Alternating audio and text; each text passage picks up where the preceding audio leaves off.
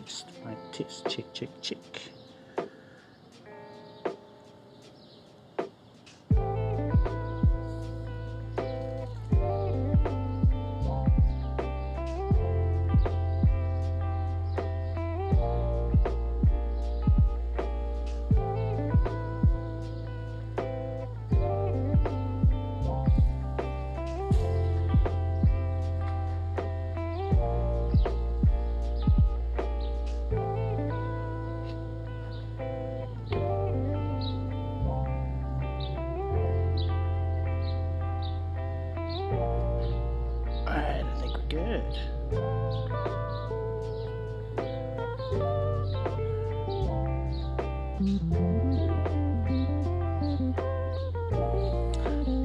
Hello one and all, how are you all doing today?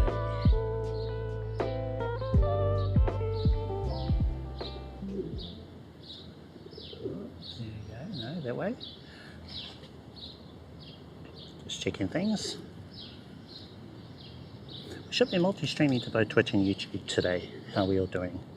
Just checking our preview, making sure everything's okay.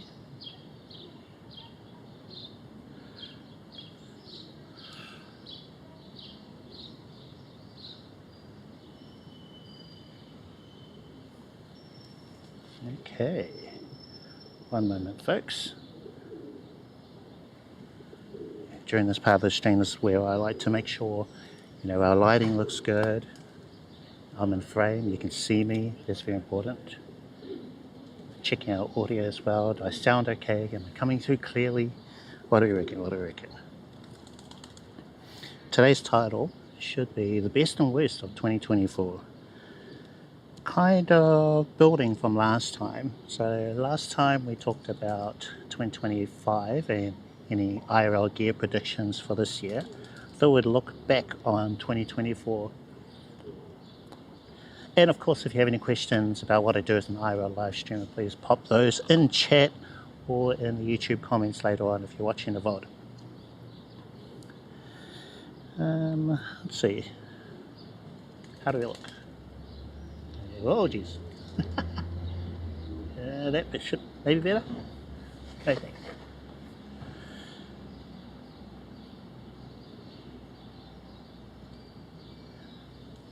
Preview is a bit far behind. I'm going to take a photo of our gear. This is one of the things I do right at the beginning of the live stream.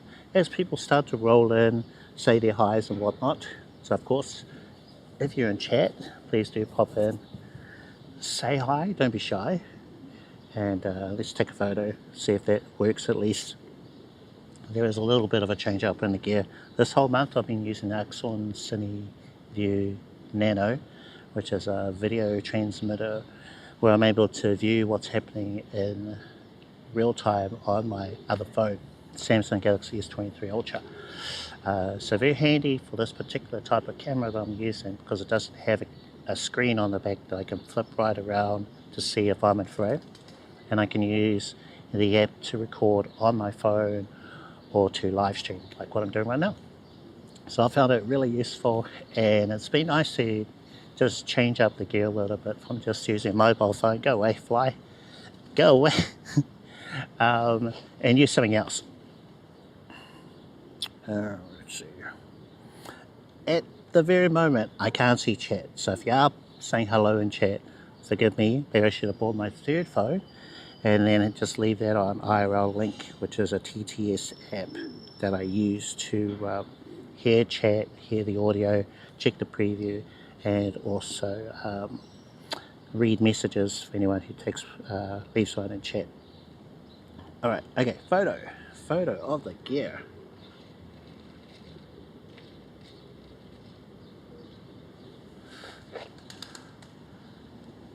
No, I think we could take a slightly different one, because everything wasn't centered. Should be a bit better. Ah, yeah, much better photo.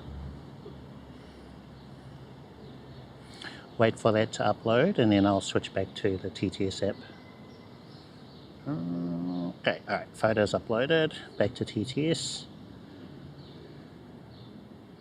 I might have to reload the chat, because if you jump out for too long, it might miss a couple of messages and whatnot.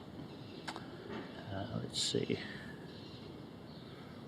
I'll actually jump into Twitch chat because all my messages are sent here, both Twitch and YouTube. So chat. Okay, cool. We're good, we're good.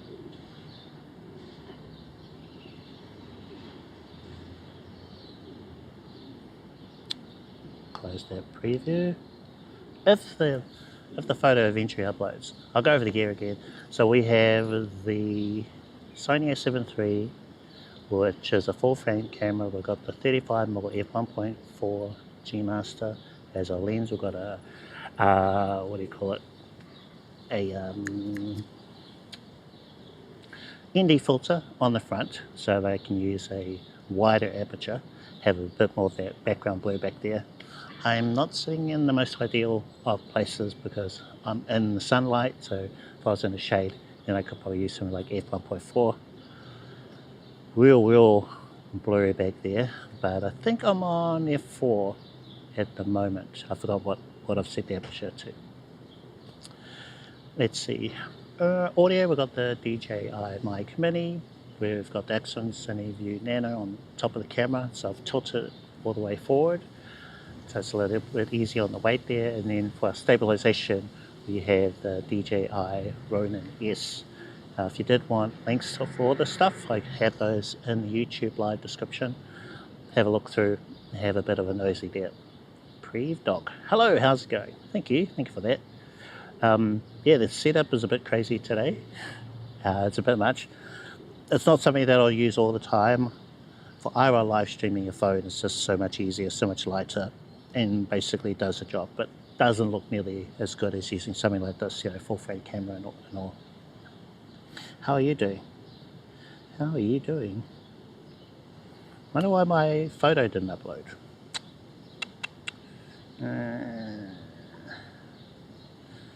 Maybe I'll take another photo. Okay, we'll try that again. Upload new photo. One moment, folks.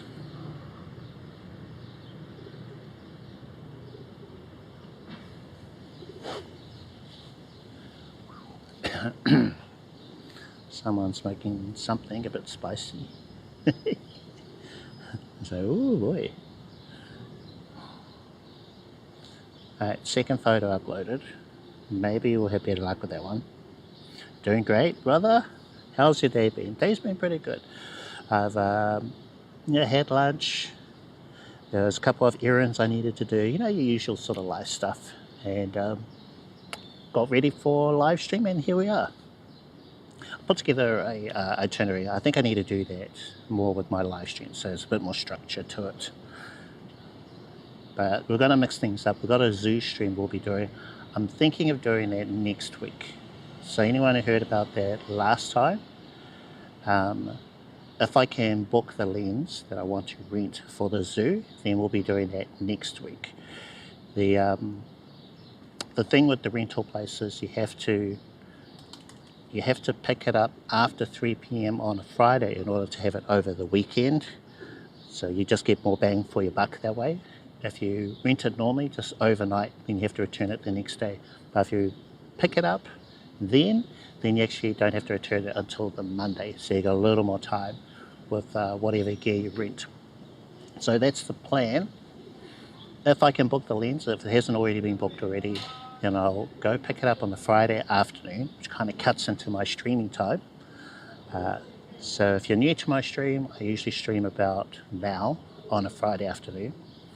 But when we do the zoo stream, it's going to be over multiple days. So I really want to make the most out of that. That lens will be renting. And it'll be a, what was it, 200 to 600 millimeter, I think it was, the lens. So a lot of zoom there to be able to zoom in on the wildlife at the Auckland Zoo. Yeah, so if this happens, if I can book the lens, then we will do a stream on the Friday, but it won't be the zoo stream because it's not nearly enough time to spend at the zoo because they close around 5 o'clock. So I won't have enough time there. So I would have to do the zoo stream on either the Saturday or the Sunday, depending on the weather. Weather's been actually really good. It's supposed to be summer here down under, but who knows, it might rain on the Saturday, it might rain on the Sunday. So we'll just stream both days. A little extra there for streams. Friday, do a short stream. Saturday maybe for the zoo, or we'll just do something. And then probably the Sunday as well. Can't just talk weather. I know, right? That's Auckland weather for you. You just don't know if it's going to be good, going to be bad, or what. But I'm hoping, fingers crossed, you know, that we're going to have good weather for those one of those 2 days to be able to go visit the zoo. Got a message on YouTube. Real Japan HD. Hello, how's it going? Just found my channel yesterday. Great stuff, thank you. Can you go through how to use Moblin as the IP phone with OBS Studio? Well, I do have videos on it. I don't know if you've seen that video yet. Although at the moment my videos are kind of, they're structured in a way so you should be able to follow along whether you've got an iPhone or an Android. And I try and have side-by-side views of what you do in Android and what you do in iPhone. But there should be enough there at the moment for you to be able to follow along using Moblin. But I've been getting a lot of interest in Moblin as an app, so I'm thinking of re-editing what I've already shared and then just having the part that's just for IRL Pro, just for Moblin. And if you're used to the other ecosystems, I guess, like IRL Pro or Larix, there is a slight difference in how you set up a stream, they call it in Moblin, versus what else? Connection in the other apps.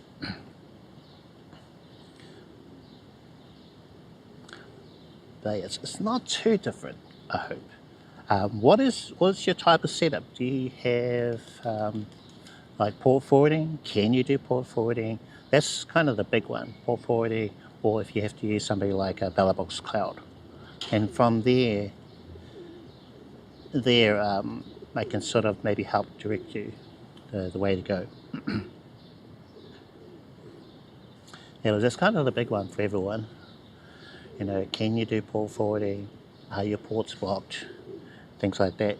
And then from there, if you can't do port forwarding, then you go to BellAbox Cloud. With BellAbox Cloud, then they actually have a bit of code that you can import into Moblin to be able to install it for you.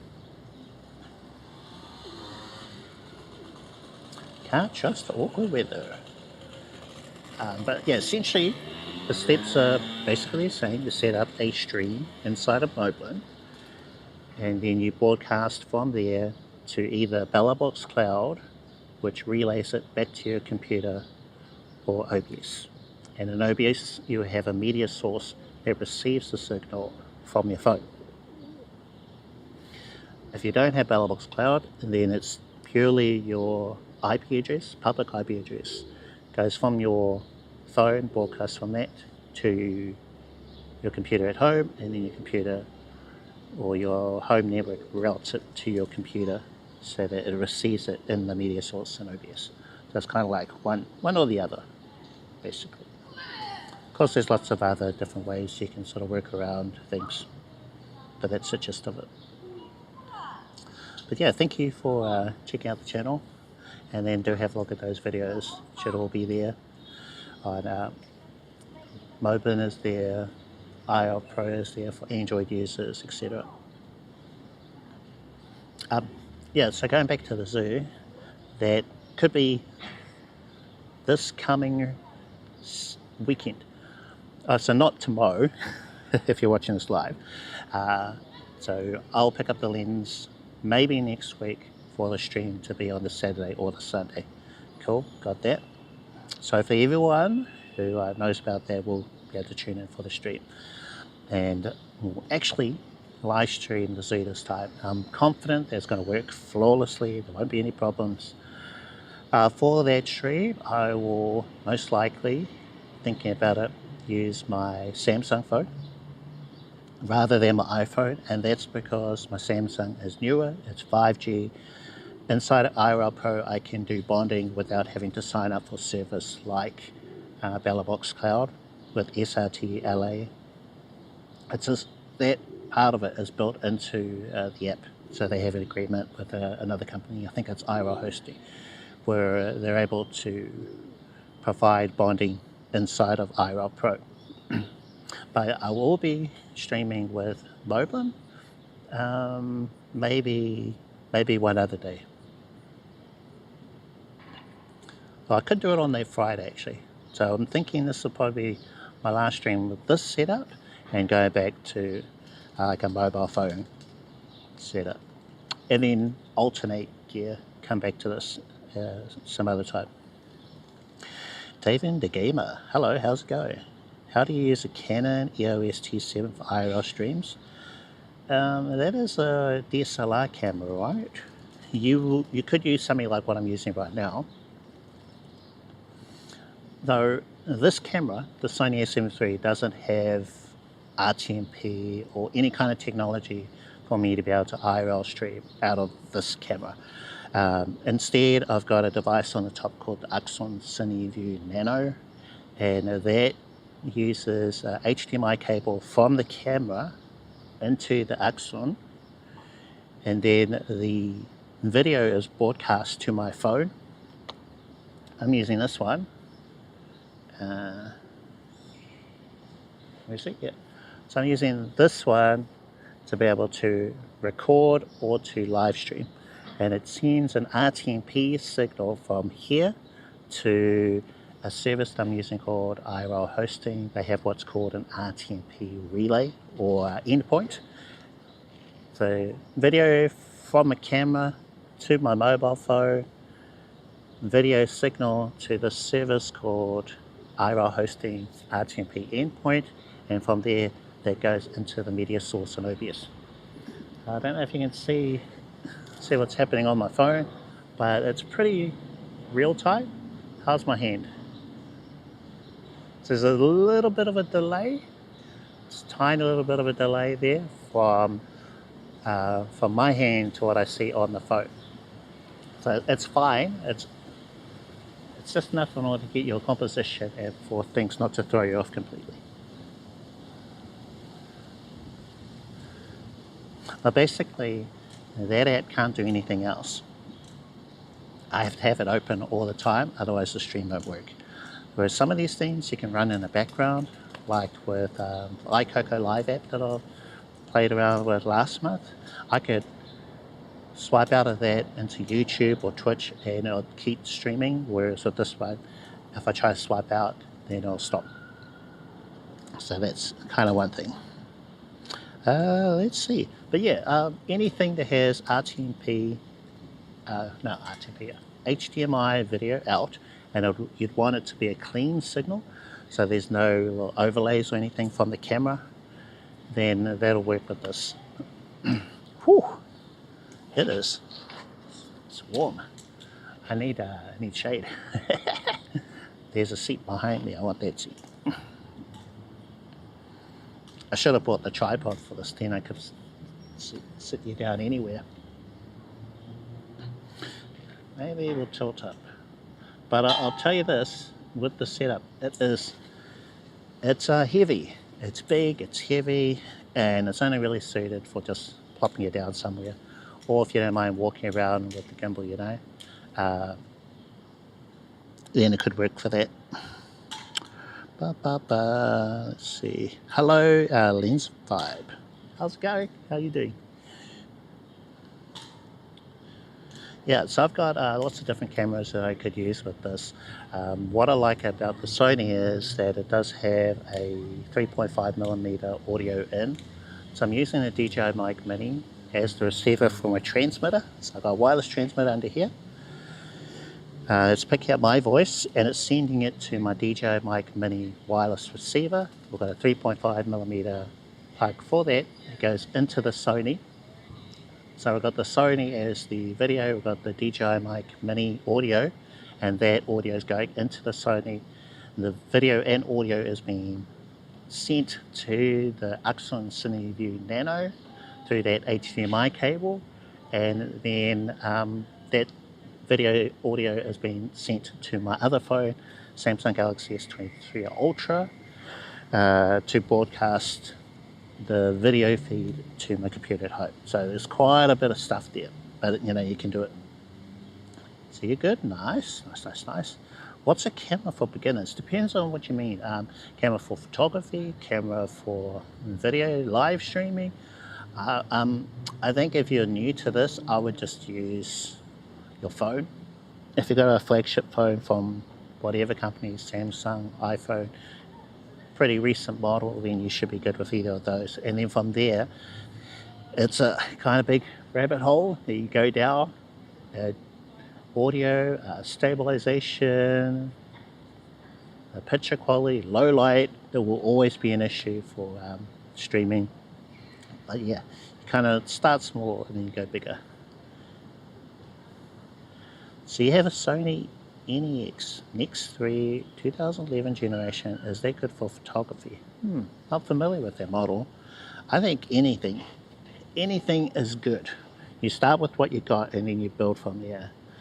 Like, I've used so many different cameras for photography. Whoa. So just go through them all. I think the thing that changed my photography the most was a lot of it was internal. You know, learning about aperture, the exposure triangle. So aperture, shutter speed, ISO, what certain looks you can get. You might see someone like Peter McKinnon, and maybe there's something that he does that you like, and then you try and, well, at first, you know, copy what he does, or try and do what he does, and then you put your own spin on it. Or you take multiple influences, learn from this, learn from this, learn from this, learn from this, and then just do your best with whatever gear you've got. Let's see, NEX 3 2011. Let's see, my first camera was a Canon 60D, and I think that one came out in around 2008, somewhere around there. So that was a pretty old camera, but it was a good one. I got really good photos out of it, even with the kit lens. It was a zoomy. What was it, 18 to 120 something millimeter. And for that little beast, yeah, I've actually got some good photos. Yeah, nice wide shots, long exposures, could do all sorts. Practice with all of that. What was that model again? NEX 3 Sony. Did I look it up?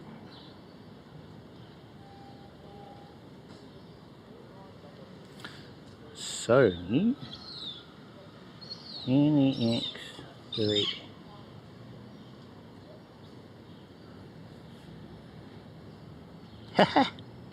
Oh no, that's all. It's not in here. NEX 3 mirrorless. When did it come out? So it came out in May 10 of 2010, apparently.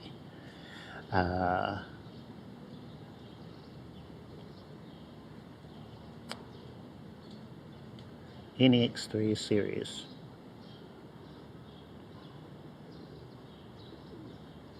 D3K. Oh, okay. Interesting naming system.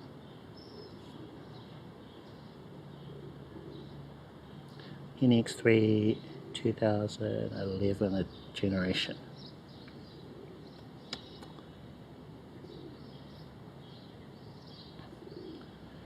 NEX 3.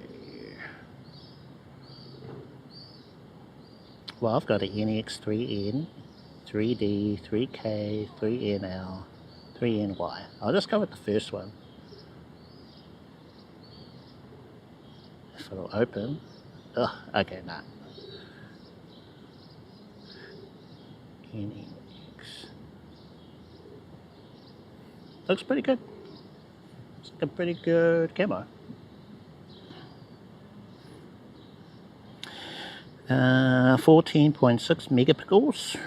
APS-C, right? E-mount. fast shooting and HD video capture, slightly larger plastic body versus magnesium on the EX5. Doesn't come with infrared remote receiver. Wow. Only offers 720p HD video versus the NEX5's 1080i. Okay, this reminds me of my old camcorder they've got. I paid quite a lot for that, and it wasn't very long after that you were getting really nice DSLRs that could do video and whatnot.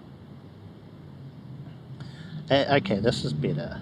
Max resolution 4592 by 3056 resolution, 14 megapixels, APS-C, ISO up to 1280. Yeah, 3-inch screen. Yeah, it looks alright.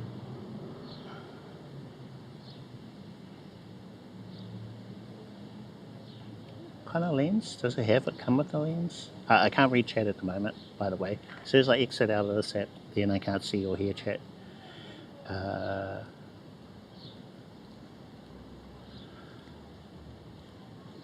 I'm assuming it probably comes with a kit lens.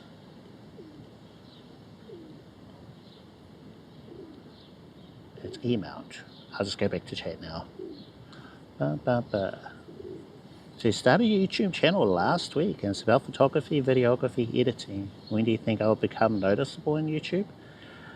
Well, of all the YouTubers that cover that, well, I think of all the YouTubers that I've seen become successful, you're looking at about the 10-year mark, if you keep at it. Also, photography, videography, it is a very crowded space, so you're going to have to find a way to stand out in that space. But what I like about it is there's always a new gadget, always a new device, so you could do reviews on whatever. Like, for example, I cover mobile IRL live streaming, so I've got camera gear, cameras, audio, gimbals, what else? Yeah, all sorts. And that's part of today's topic, best and worst of 2024. What gear do I love out of the gear that I got last year versus there's one in particular that didn't go too well, which we'll get to. But yeah, I am just recently monetized for YouTube, and it took me maybe a year and a little. It's different for everyone.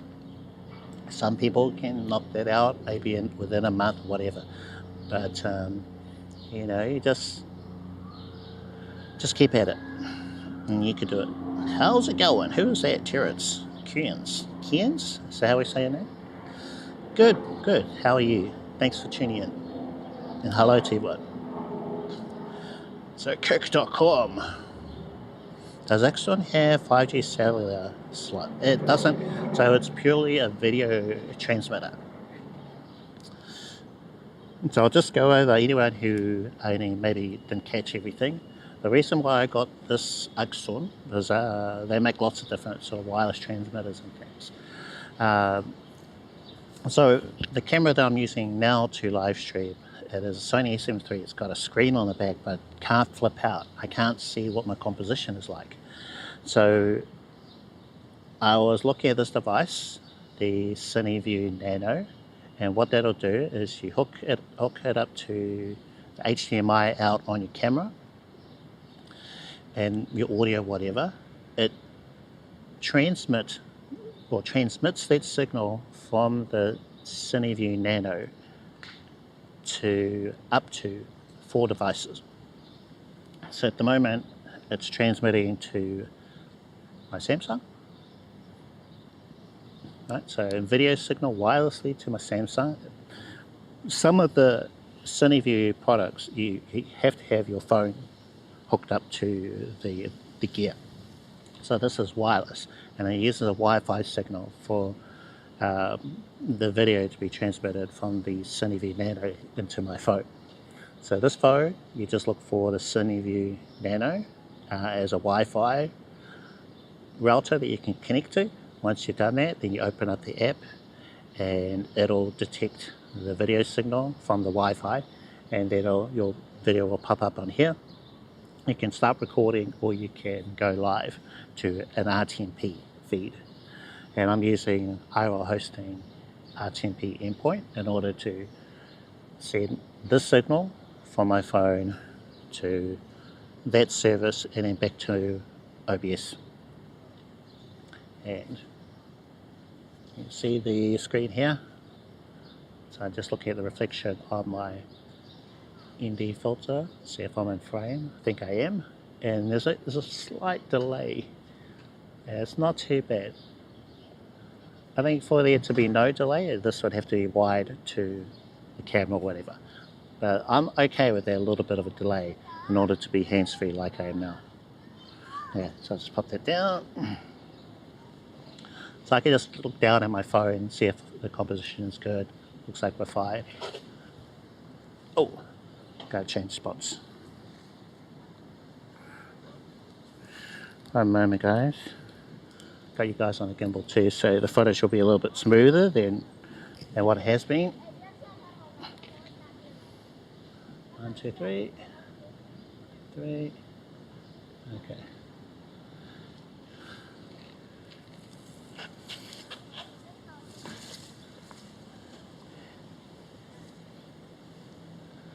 That's where I was seated over there. I am holding this one-handed. I think I saw Dendo in chat. Hey Dendo, how's it going? I'm just going to grab a seat here, as this is a much cooler space to be.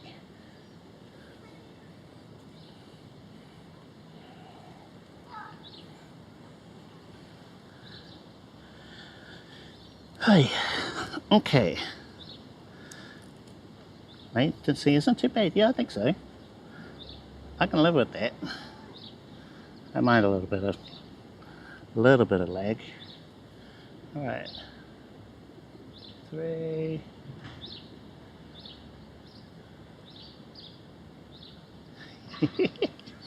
How are we?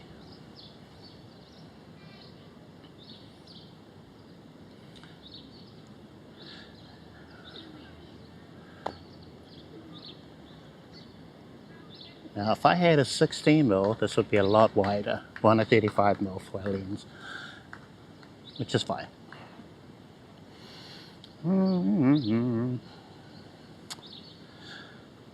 Oh, view build. Okay, welcome to the chat. Oh yes, so it's whatever device you've got that you're using to broadcast or live stream. If that has 5G, then you've got 5G. If it doesn't, then you don't. I have tried this. First time I used this setup, I used my iPhone, and it would actually cut out quite a lot. And I think it's because this is 4G. Whereas since last time, I think I used my Samsung phone, 5G device, it didn't cut out at all. So I think this is kind of like the best combo in order to have a much smoother stream. Dendo, how's it going?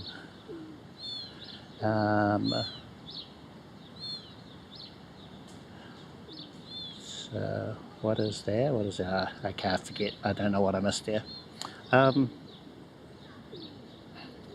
Yeah, so I'm just doing this for funsies, and until my back is better, then I go for something that's actually portable, mobile, like a phone, to live stream.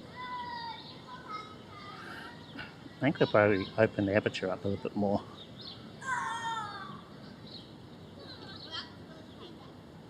Out of the way, I think. Yeah, check out that girl blue. So super shallow right now. And then we can use the ND filter. Make it a bit darker. You could use more contrast. Okay, that'll do. But yeah, this is a bit crazy. A bit crazy on the bokeh.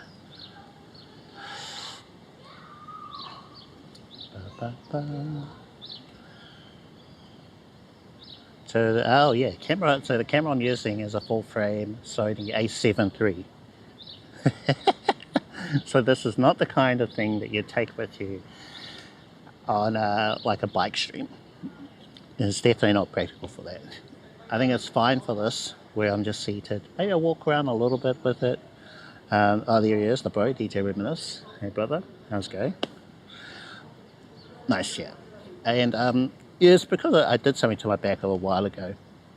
So I can't really do much of what I have done before, you know, walk around and chat with you guys, take you around my big little city here of Auckland.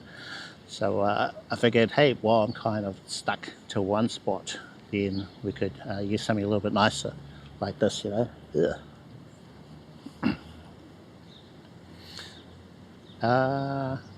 Yeah.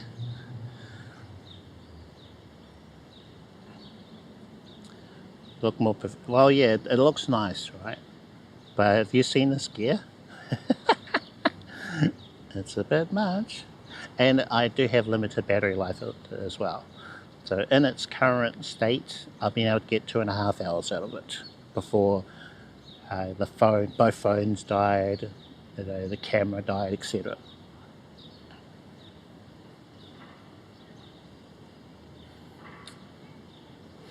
And so whereas you guys know iSpeed, here's a camera guy. What's his friend's name? I forget. But he basically has a backpack, IRL backpack that he carries around with him, you know. And his lens is wider, better camera, that kind of thing. Oh, you've got the A7 II. Ah, okay, yeah. You can always live stream with that as well.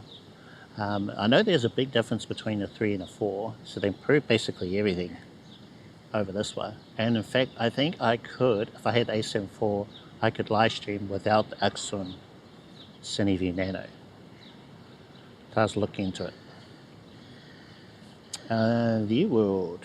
I think it's going to be super heavy. Gimbal, DSLR, extra. Well, exactly. So not only is the battery life limited, I'd have to change it out every maybe 2 hours, but you know, there's the weight of it.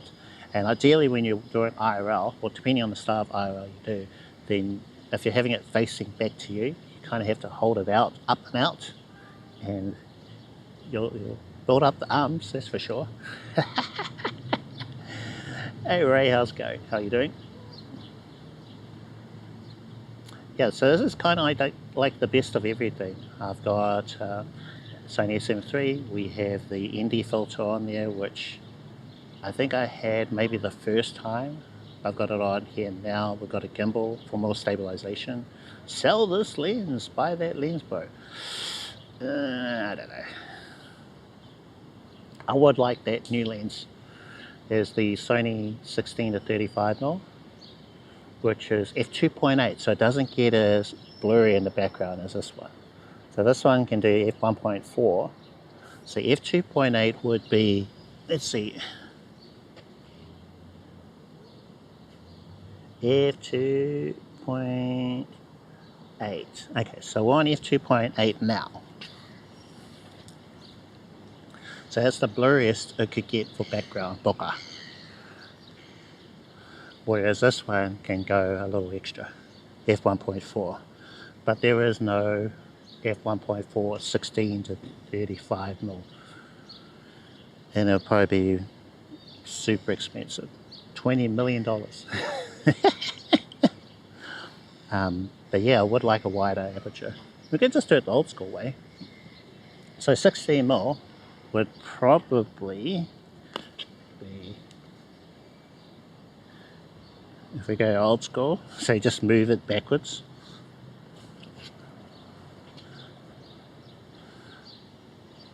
Yeah, it could be like that wide.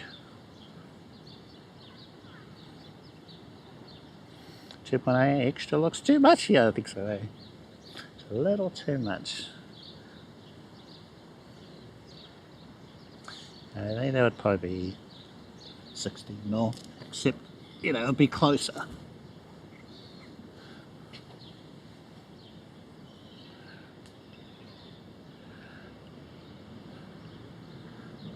So that looks okay.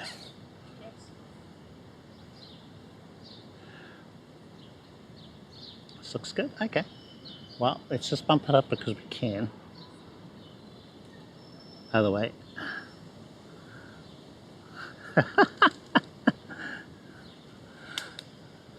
Whoa.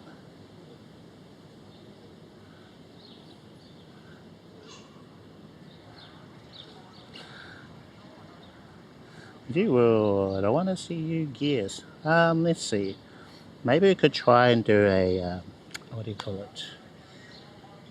Picture in picture. I won't be able to see chat though, so I'll just do it for a little bit. What camera am I using? I'm using the Sony SM III with the 35mm. See if I can show you.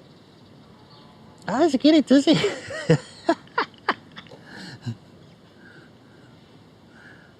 It's awesome, don't you think? You think it's awesome? Love it. Alright, so I'm going to try Moban on this phone. So we are going to use Moban. I should have bought my third phone, then I'd be able to have chat open. And then within Moban, I'm going to look up settings, streams. I'm going to use my connection other port number for cam 2. Let's just have a look at the details. So this should work. Video, blah blah blah blah. Oh.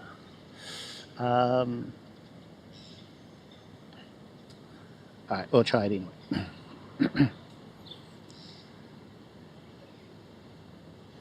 I can read chat on here. I just remembered that. So Moban has its own chat system. Too much background blur. You guys. Alright, so let's try this. So I'm going to go live on this phone. Go live. So it says that I'm live. I'll find out within a couple of seconds if there's a problem with our connection. Looks like we're okay, so we're good, we're good. And then, what camera is that? Who is that? Sony Stubborn. Hello, how's it going? We're using a full frame camera. That's a Sony a7 III. And then inside of Moban, I can actually control my stream this way. So I'll just try it. OBS, right, yeah. OBS.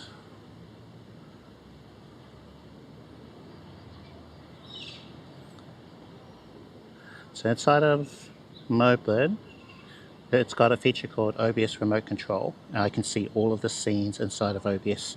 I've got a scene called Cam 1+2, so I'm just going to see if I can manually switch to that one using Moban rather than going into IRL Link. So try the manual switch. Did it work? I can't see all this.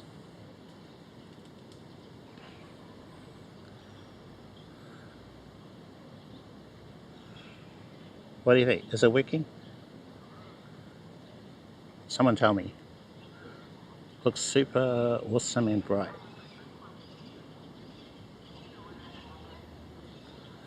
Yeah, welcome everyone. Welcome, welcome. Matt, picture in picture. Okay, thank you. Yeah, I've got no preview in this, the way I'm doing things now. Okay, alright. So, down here, this is my Samsung S23 Ultra. It's what I'm using to preview the stream. We've got a gimbal. This is the Ronin S. It's an old model. Let's feed the chickens. What? Well, we've got lots of pigeons, no chickens. That would be a very odd thing to see in the city. But Ronin S is first. Nice, nice, nice. Let's see, picture in picture. Oh yeah, yeah. Definitely not practical to carry around, not for very long. So I'll show you. Let's have a look. Samsung phone, the Ronin S gimbal, which is a bit of a beast. They got newer ones now, they're a lot lighter. We've got the Sony a7 III 35mm f1.4. We've got an ND filter, it's like sunglasses for your camera, so it can have more background blur. We have the Accsoon SEE Nano up here with a battery. It needs its own power supply. I've got the DJi Mic Mini 3.5mm cable. It goes round the back, round the back. So the receiver plugs into the mic port of the Sony camera. Got HDMI cable out of the Sony. So video and audio going into the Sony and then out through the HDMI cable. So this camera has a mini or micro HDMI, so I have to use like a little adapter cable thing. So that goes into the HDMI in of the Accsoon SEE Nano. And what else? Yeah, lots of protein. Yeah, so it's a bit of a beast to sort of carry this around, you know. And this is the wireless or Wi-Fi transmitter. So you just hook up to the Wi-Fi of this so that you can receive the video feed on your phone. And you can have up to 4 phones connecting to the Wi-Fi of the Accsoon SEE Nano. So down here, I don't know if you can see that, I've got audio meter. So I can see if the microphone is connected, if it's working, if the audio is good. We've got our histogram that tells us if the picture is well lit or even. You can see that it's 1080/50, got H.264, 75% Android battery. It'd be good if it showed the Accsoon battery life. We're not currently recording, and then down here, you can see the button for that. So the red button, that is to record video, and the white one is to go live, and you use RTMP endpoint or whatever for that one. So lots of other settings. See that red color, that's whatever is in focus, and then you've got all these other things here that you can, like a video monitor basically. Cool, all good guys, catch that. Whew. There, so that's pretty portable for this kind of setup. Not as portable as my phone. Clearly not as portable as my phone. So doing what I'm doing right now, where it's just seated, this is fine. And I have tried to use this camera without a gimbal.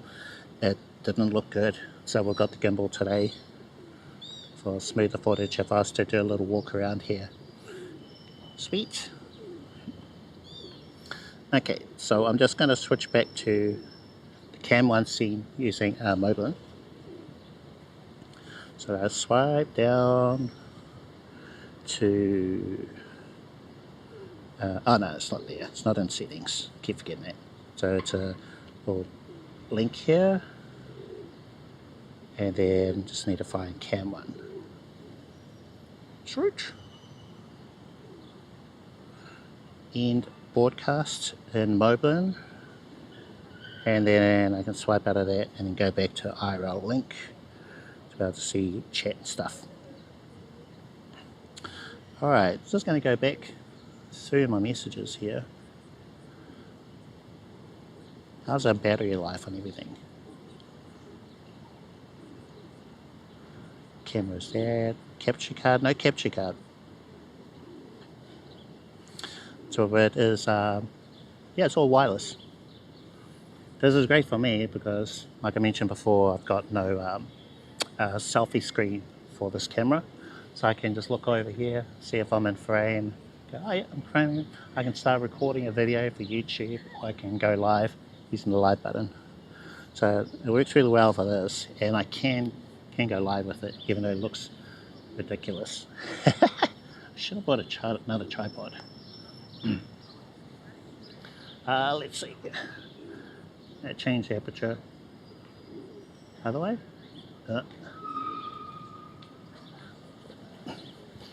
So let's go to f2.8.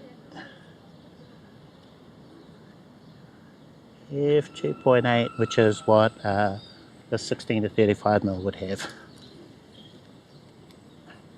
So it doesn't look too bad. So this looks good, f2.8. So I showed you the gear. My eyes are getting dizzy with just too much background blur. I don't know. Too much background blur.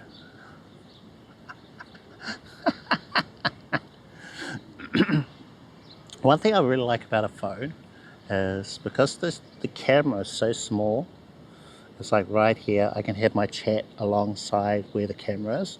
So it always looks like as if I'm looking into the camera when I'm using a phone. Whereas with anything like this, even if the chat was just a little bit off to the side, my eye line would look like as if I'm looking over here. It might look like as if I'm looking into the camera, like when I use a phone.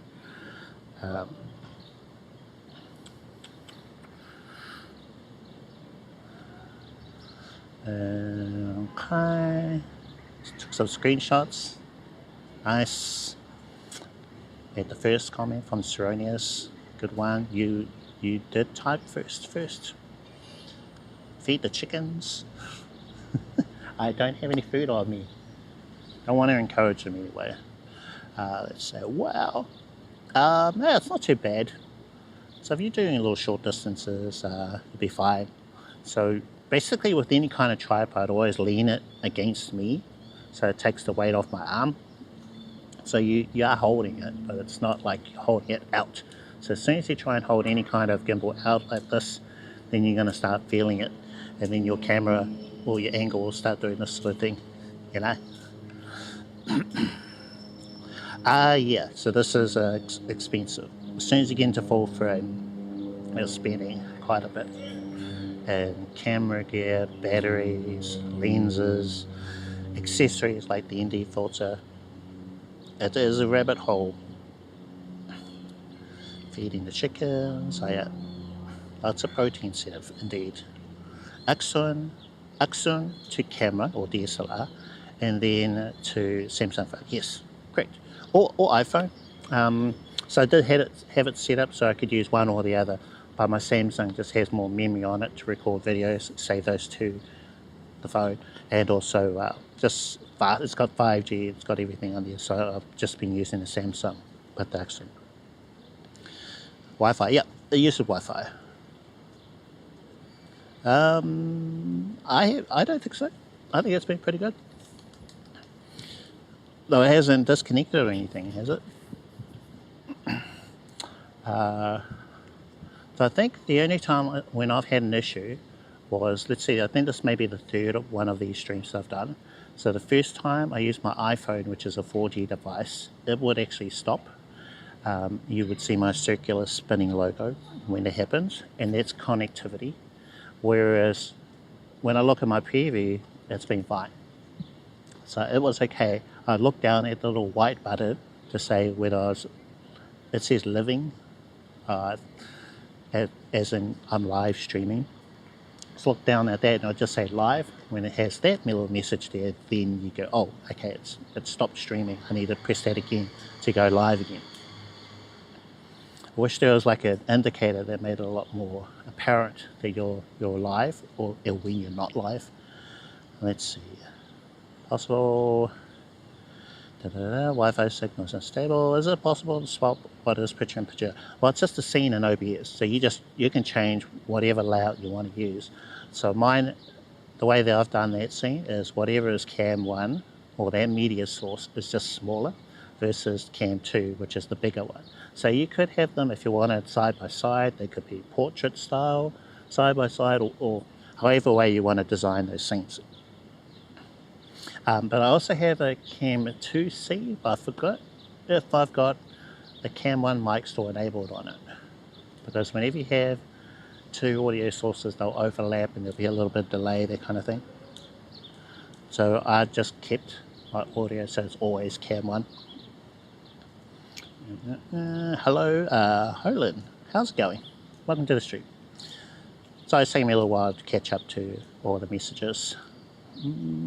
So your Sony is from Sony. So your Sony as the main view and your phone as the picture. It can be.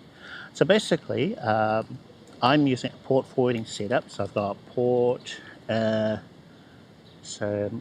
my main port, which is cam 1, and then I have cam 2, which is a different port, and then you just put whatever sources you want into that scene, which was called cam 1 plus 2 scene.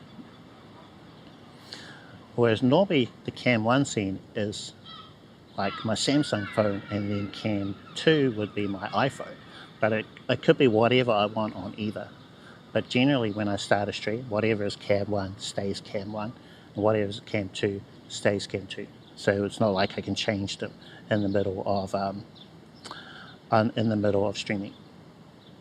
So for today, I knew the cam 1 was going to be the Sony, so I just set the cam 1 scene up so it received the RTMP feed. Clear as mud. And then cam 2 was receiving the SRT connection via one of my ports. Clear as mud. So your Sony is the main view. Yep, okay, read that one. And view world. How to change scenes. So you can change scenes either through MIDDLEMAN. So MIDDLEMAN, this does require, or at least the way that I'm doing it, requires port forwarding to be set up. So once you've got that all connected, then you can change scenes in MIDDLEMAN using what's called OBS remote control. I've seen that there is another way of doing it, but I'm a little bit skeptical of it. And it gives you a kind of like it kind of acts like BellaBox Cloud. There's a dock that you set up on your computer. But since I've got port forwarding working, then I just use it that way. But yeah, you can control OBS with MIDDLEMAN. You can control it with IRL Link, but it requires Streamer.bot, so do that. Streamer.bot, you can control OBS with chat commands. You could use what's that, OBS Blade. There's lots of different ways. How's the camera broadcasting again? Okay, so we've got HDMI out from the Sony a7 III into the Accsoon CineView Nano. The CineView Nano broadcasts a Wi-Fi signal to up to 4 devices. You connect to the Wi-Fi on whatever phone you want to use. For example, my Samsung. So Samsung connected to the Wi-Fi of the Accsoon SEE Nano, and then in the Accsoon app on my Samsung phone, I can either record a video or I can broadcast a live stream via RTMP. Now, I don't have like an RTMP server or whatever on my home computer, but I am paying for a RTMP endpoint through IRL hosting, and I use that so that I can screen share normally. But with this setup, I'm using it to broadcast my video feed instead. So while I'm using this setup, I also can't do screen share because I only have the one RTMP endpoint. And that is about $10 a month. I thought about cancelling it, but I think it's nice to have a screen sharing on there sometimes, you know. Let's put that phone back over there. How are we on? 68% battery. Yeah, and then so with IRL hosting, they give you a URL that you can just put into the media source in OBS. So rather than using an SRT URL or maybe a BellaBox URL, you just use that one from IRL hosting instead. But yeah, this app only sends RTMP. I'm hoping one day that they could include SRT. That way I could just use the cam 1 port instead. Let's see, cam 1, 85 looks great. I sold my 85, it's gone. This is a 35mm. If this was 85, you'd be like right up here, looking at my nose. I miss my 85. It was such a good lens. I love the look out of the 85. But, you know, we're on the 35 now. And it's a G Master lens, which is, you know, it's about as good as you're going to get on the Sony ecosystem. Yeah, if I had the 85 on here, I'd have to put it all the way back at that other table to have a similar frame. Well, cool, yeah. So connectivity, I found it to be good with my Samsung phone, being 5G and everything. So that's been good. The audio, because we're using the DJi Mic Mini, that's been great. So everything about it is really good. And I'm supposed to be using this to record videos too for my YouTube channel. I think I've got like the best sort of setup for this. I'm just going to leave this hooked up all the time. And when I need to record a video, then I'll just use this. Yeah, so Accsoon App sends RTMP, correct. Dendo. So you have to be pretty confident about the connection, what that's like. And because I'm in the city, I get 5G. This spot in particular, I know is good for this connection using that phone. Ride with Anthony, how's it going? Are you stream on your phone? Can you tell us the setup? So at the moment, technically I am streaming with my phone, but the video is coming from my Sony camera. Yeah, so Sony camera for the video, DJi Mic Mini for the audio. Both of those are being sent through a device called the Accsoon SEE Nano. If you want links to this, they'll be in the YouTube live description. But yeah, I couldn't do this without that Accsoon SEE Nano. But I also purchased from this year, not last year. So I told myself towards the end of the year I wasn't going to buy anything else until 2025. And this is what I bought at the beginning of the year. So I was thinking, man, I've got this really nice camera, the Sony camera. I want to be able to record YouTube videos with it in a different space, because my office, the audio in my office doesn't sound very good. There's some kind of echo or needs dampening or whatever. Whenever I've listened back to the audio in my office, I'm like, oh man, I really don't like that sort of metallic sound I'm getting in that little area that I have.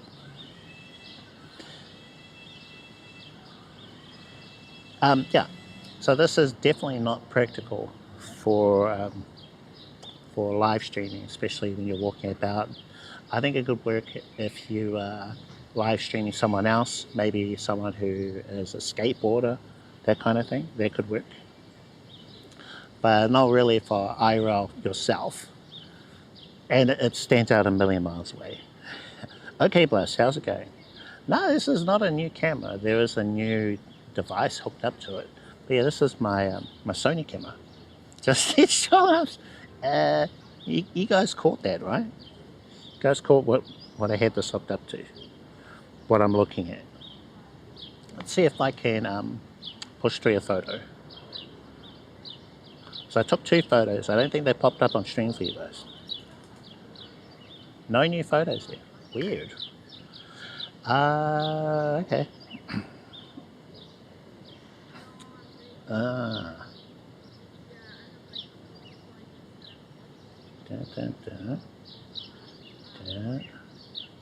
Wonder if there's a setting change on that folder. Something's. So pictures. We'll try another photo. I think our live photos is a bust for today. Try again.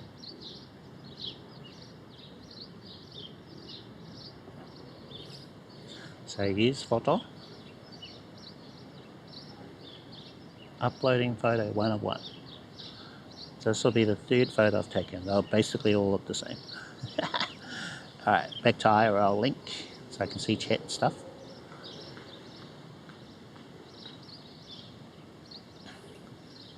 And we can go for a little walk with the gimbal.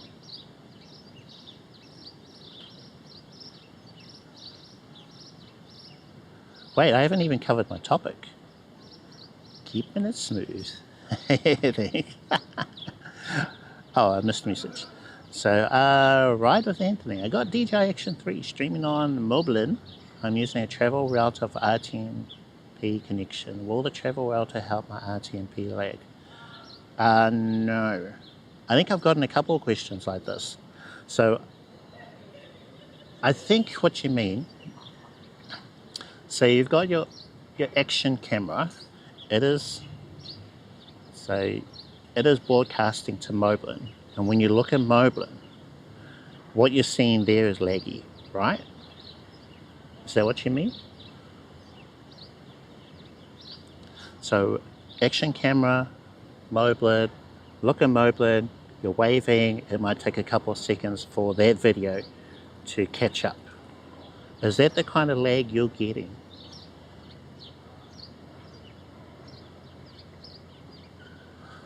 Because last week I had a similar question about lag.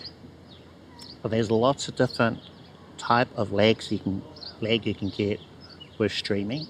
Now that is one of them, where whatever you see on the screen is out of sync from what's happening in real time, but it's before your phone is broadcast to wherever.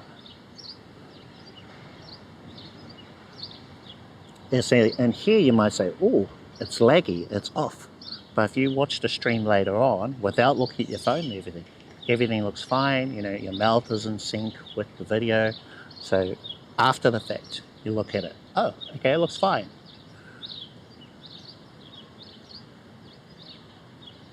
So you get lag and causes to disconnect. So that could be two separate things. So now you use a travel router. Okay, all right. So let's go through lag. Looks in the midst. In the midst. There we go, guys. That's the one. That's the goal. It's got to be in the midst. It's got to be RGB. First point of lag. It could be camera to the app. Make sense? So open up MIDDLEMAN, IRL Pro. Let's go with MIDDLEMAN. So open up MIDDLEMAN. We're going to send an RTMP feed from our camera. I've done it with my phone. I've gone Samsung RTMP into MIDDLEMAN to test it out because I don't currently have a action camera. So I've got RTMP from my Samsung phone into MIDDLEMAN, and I don't know if there was lag, because I've seen lag of that kind somewhere, but that's where there could be a bit of lag. Oh, and I think you can get lag depending on the stabilization mode you have inside of MIDDLEMAN. So if you have MIDDLEMAN set to heavy or strong stabilization, then whatever is happening for you, and then you see the preview on your phone, that can have delay because the app is having to sort of stabilize the footage, and it takes a little while for it to sort of catch up and stuff. Oh, nice one. Thank you, my bro. Tuning in from the gym. Good on you as well. I need to go into the gym. All right, so we'll establish first point of lag. Could be camera into MIDDLEMAN. You're looking at MIDDLEMAN, and whatever is happening in there is delayed by a couple of seconds. So is it that kind of lag? I don't think there's much you can do about that. And a hotspot router or anything is not going to improve that. I think the only way to improve that kind of lag is that the camera is somehow hardwired into your phone. So perhaps if you've got a phone, camera device hooked up via USB or whatever into your phone, then it might eliminate lag that way. But I think as soon as the camera is separate from the phone, you're always going to have some kind of lag. Even with this setup, there's a little bit of lag there. Did I show you? Okay.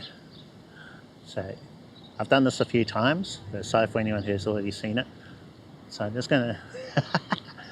Now, can you guys see the lag between what's happening in real time, which is me, versus what I'm seeing on my phone over here? Can you see that, or is it too dark? But yeah, there's a tiny little bit of lag there, and that's the kind of lag you might be seeing in MIDDLEMAN. You just gotta have to try and work around it, or don't let it bother you so much, you know. Lucas, the Dukas, 97. Don't have any lag on my Canon Super 8 camera. Nice. Welcome to the chat. Yeah, looks in the minutes. Right, okay. So first point of lag. Could be that. Not much you can do about it, I think. Other than to have something more professional. So if you got a camera like this one here with HDMI cable plugged into an IRL backpack, you have a monitor where you can see what's happening on your Sony camera or whatever camera in real time. So that kind of setup, you're not going to have any lag, but it's going to be expensive. Or if you just use your phone. So if you just use your phone to live stream, camera, preview is all built in, no lag at all.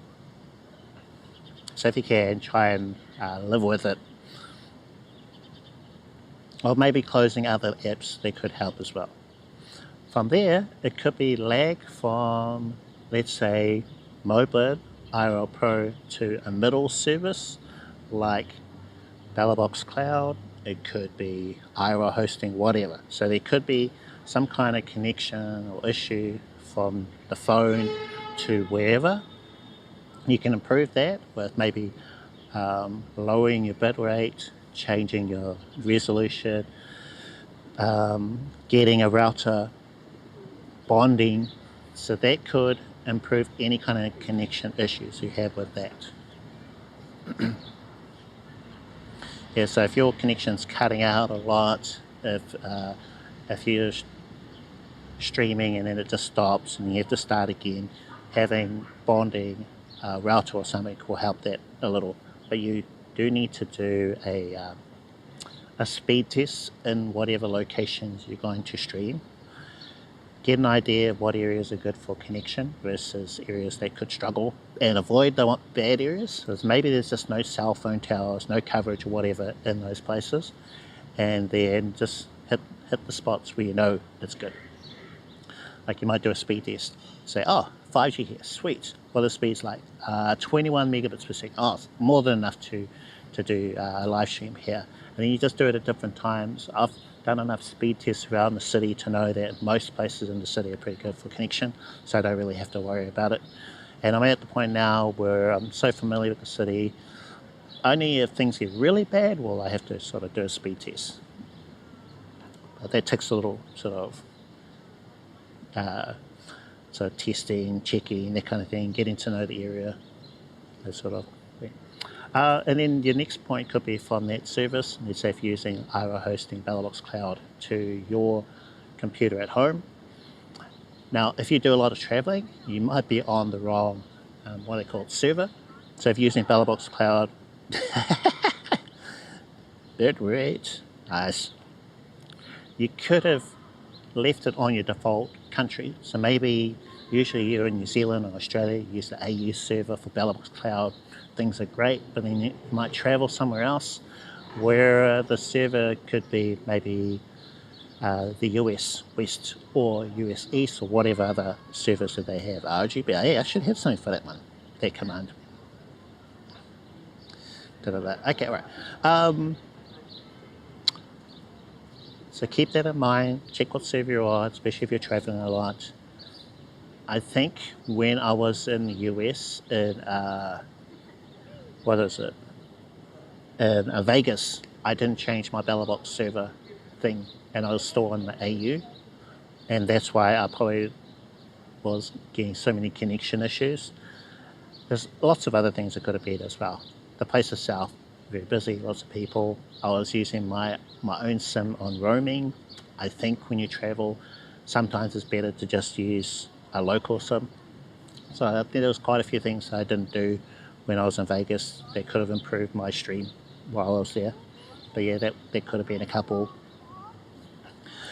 But the more of this you do, you sort of learn, you know.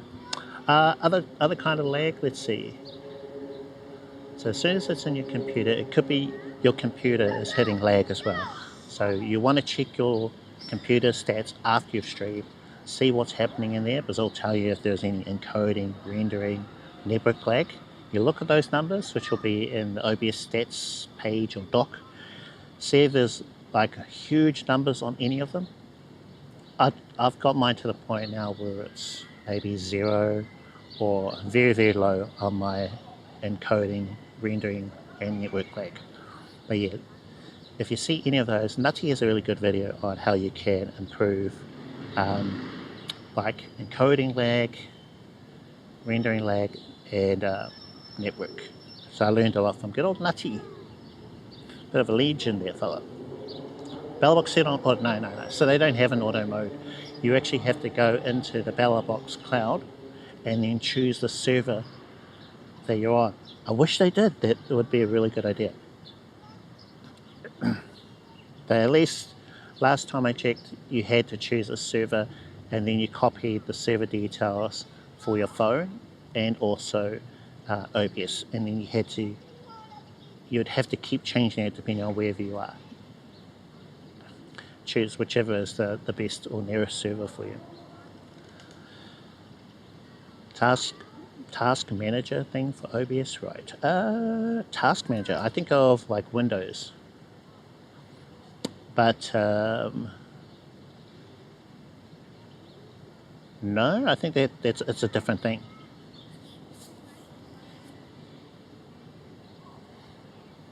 Task manager, because I think I might have done that. So you can set a kind of priority thing in Windows. So what apps will use will have priority in your tasks when they're running. You saw a Nutty plugin video on something like that. It was named Paul. Yeah. Now I was thinking specifically in OBS. So it has the stats page in there regarding those 3 areas of lag, and Nutty had a video on it over a year ago where he mentioned what are the causes for each one of these types of lag. So with network lag, something that you had quite a bit of issues with, right, when you're on the older type of connection, like let's say ADSL, VDSL. So your speeds need to be like a kind of minimum in order to be able to live stream from your computer. And if you don't reach those minimums, then your stream is going to cut out a lot and it might just stop altogether. And which is something that happens with IRL. So when I use my phone to broadcast, because it's a lot more fickle than a home connection, they can cut out even more so than the home broadband. But yeah, as soon as you've got like able to get like fiber, like you do now, right, then you will rarely ever see any network issues. I hope, right? Yeah, so once you can get fiber, so good. Because my upload speeds are at least 200 megabits per second. So I haven't had to worry about any kind of network lag in forever. But yeah, that's one of them. And depending on wherever you are and what kind of internet you've got available, you can just try and work with that kind of internet. Let's see. With encoding and rendering, now one of them, and I forget which one now, is more related to your GPU. And if you switch to NVENC, if your computer supports it, then it's going to be easier on your resources. So hardware encoding, if you can use that instead. So that would be ideal if you can. And then one of them was more about your computer's resources. So rendering. So rendering. What can you do to improve your scenes and etc.? Because rendering is when your computer puts it all together, assembles all the visual elements, the audio elements, puts it all together, and then it sends it to the encoder for it to transfer that or make that smaller to be sent through the internet. So you only have those 3 steps there. Now, if your scenes in OBS are very heavy in video, maybe they're not optimized as much as they could be, then it's going to cause more issues for your computer. So that's why my scenes and everything are pretty basic now. But if you see these overlays at the top and bottom, they're just like black with some fonts and stuff. So they kept it a lot simpler easier to render versus, let's say, the top and bottom layouts I had before, which had a lot of colors and graphics and things. It's a lot heavier on everything. So yeah, with lag, you just got to go through all of that, find out which one of those is causing the kind of lag you're getting. A lot of troubleshooting, but hopefully you'll get there, and hopefully that helped. Let's see, my Super 8 camera. Cell modem SSD of the travel router.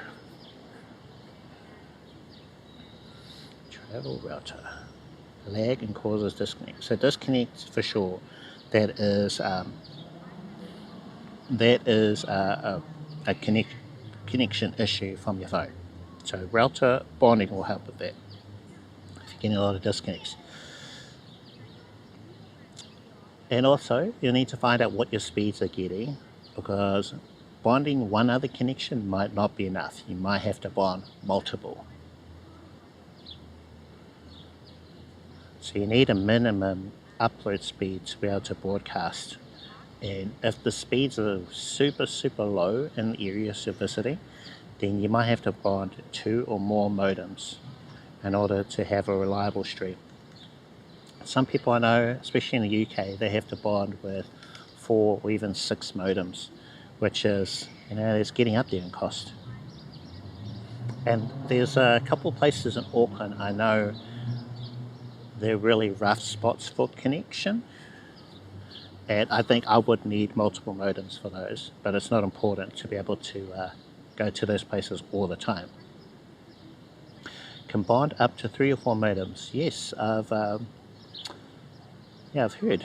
Like you can, in the app, let's see. So you've got your mobile SIM card inside your phone. You can bond with a Wi-Fi signal, hotspot from another device, and then you can bond with, I think, the USB or lightning port, bond through that as well. And I believe you can even hook up like a hub for even more. But ideally what I'd like to do is keep my phone as free of stuff as possible. You've tried it and it works? Nice. Okay, how many did you bond, my bro? Did you bond 3 or did you bond 4?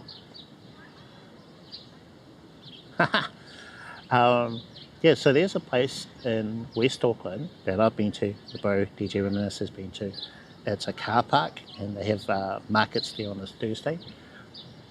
That's one of the roughest spots for internet.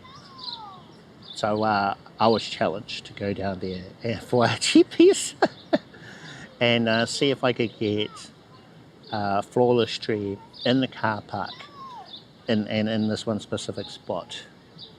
And it did okay, but definitely wasn't great. Did it disconnect? I don't remember, not sure. Well, I've got a feeling you need at least 3, maybe 4 modems for that car park. And I know there's a big streamer who has done the Sydney New Year's celebrations, and that streamer needed, I think, 4 or 6 for that. Because of just how many people are there for that. So yeah, welcome home everyone, welcome home. Yeah, so I'm personally trying to get by on the 1 connection. So at the moment I'm just using the Samsung 5G. In the city, that's fine. I'm thinking for the zoo when we go there, maybe next week, that'll be bonded. So Samsung bonded to the Wi-Fi of this one. Have I covered our topic at all? How are we doing for battery? So over here we're on 53% for the S23. On my iPhone we're on 45%. Just go through everything. Sony camera we're on 59%. So everything's kind of the same. We're on 2.5 notches for the Accsoon. 2, 3, yeah. And then the DJi mic mini, that'll last like 10 plus hours, so they'll last way beyond all these.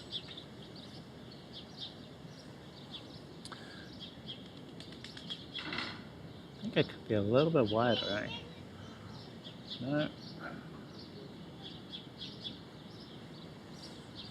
Welcome home, everybody. Yeah, welcome everyone. Nazi video, task manager, just checking through.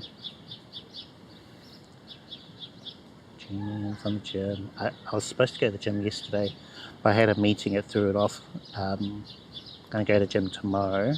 Trying to build up that core, very important, guys. One of the goals for this year, or resolutions. Been to the gym once this week, so I want to get it to 3 times. And I need to work on the weight and fitness this year. Let's see. Yep, welcome everyone. If I missed a message, just type it again. Especially when I swipe into a different app, sometimes I'll miss a couple messages because this thing doesn't always reload or add new messages as they come in when I swipe out to another one. So yeah, just type the message again, it's all good. Okay, alright, let's see. So today's topic, best and worst 2024. Last year, I got a spreadsheet here and a document that I've put together. Let's see. I'll split into 3 categories. We've got streaming camera, audio, and stabilization.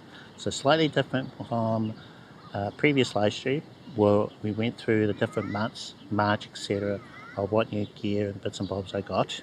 I'll just go through these, and then oh wait a minute, can I do a picture and app thing? No, I can't. Can I do a split screen on the iPhone 11? Let's see, I'll pull that up. Yeah, so I can do split screen mode on my Samsung, but I don't think I can do it on this phone. Okay, alright. Streaming camera. Last year, 2024, we had both the iPhone 11 and S23 Ultra. There are no new streaming camera for that year. Let's see, maybe I can do a comparison over one versus the other, because I've alternated using both of them.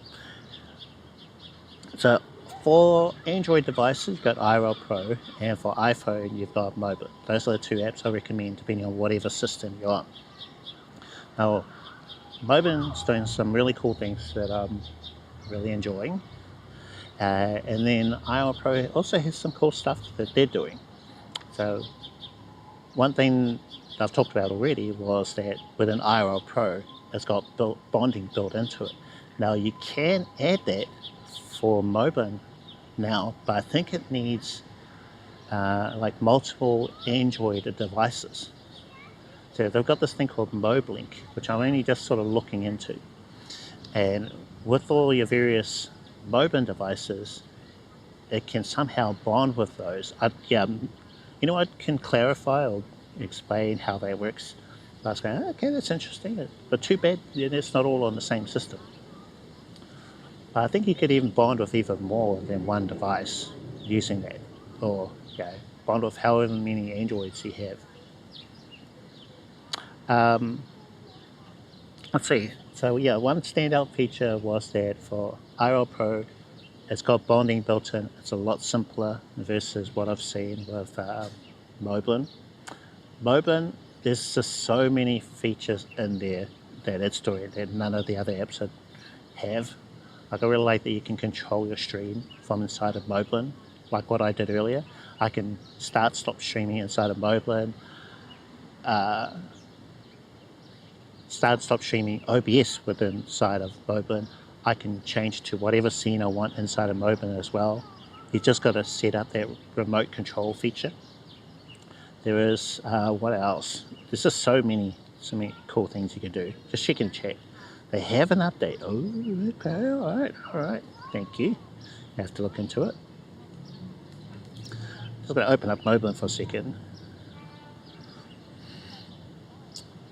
Let's see. Oh, I think video recording on an iPhone is way better than the way IRL Pro is currently doing it. So the way IRL Pro does it, it's a series of JPEGs. And I've noticed looking through video footage when I compare one versus the other, the quality, it just isn't as good in IRL Pro, the video recording versus the video recording out of an iPhone. I think iPhone uses HEIC for the video version of a codec like that, so it's a much better video file. Oh yeah, I can read the chat here. Wind, hello, how's it going? Welcome to the stream. For beginners, IRL Pro app is a good option. Let's see, depends how new you are into IRL, but I think if you're wanting to do IRL streaming like I do, where you connect to your computer at home and you have Android, use IRL Pro. Really good app. If you're only going to live stream maybe once in a blue moon, I'd use Streamlabs mobile. But there are limits with that. Yeah, but if you intend on doing regular IRL live streams where you could switch from, like what I'm doing, back to your computer at home, back again, you've got disconnect protection or at least some kind of video or clip that plays whenever your connection's down, that kind of thing, then IRL Pro is really good. So for sure.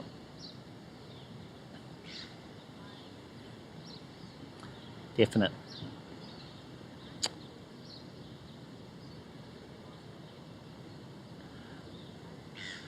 Also with Moban, I like how it's adding lots more integration for DJi devices. So that's cool. Yeah, there's lots of things. There's way too many. TTS is built into it, so you could almost stream and do everything from just Moban. That's how good it is. Control OBS, start, stop streaming, TTS built into it. You can read chat on your phone screen. So down there you can read the chat. So it does so much stuff. Guys behind that are doing a great job. Anyway, yeah, so I would actually find it hard trying to choose one over the other. So I kind of like being in both camps. I can sort of compare, see what each one is doing. If you're on the beta program or alpha program for IRL Pro, they've actually got picture-in-picture mode now, which I played around with at the end of last year. That is cool. Moban need that. They've got what they call scenes, so you can have an RTMP feed from an action camera in Moban, or from another phone, from whatever, and I could see them being able to sort of layer scenes on top of each other, so that you could have a picture-in-picture mode, and that's what I'm waiting for. How about Powerback? I need to make a video on that. It is on my list of video topics to cover for YouTube. That would depend on how long you're going to live stream. If it's only a couple of hours, let's say 2, 3, maybe 4 hours, then you can get by on the 10,000 milliampere battery. But let's see. You'd want to make sure that it can supply fast charging. So you were looking at IRL Pro, Android. Yeah, you'd want at least 3 amp fast charging, and that's going to keep up with any battery drain you're going to have on your phone while it's live streaming. 10,000 milliampere wattage, maybe 18 watts or more, and possibly 3 ports if possible.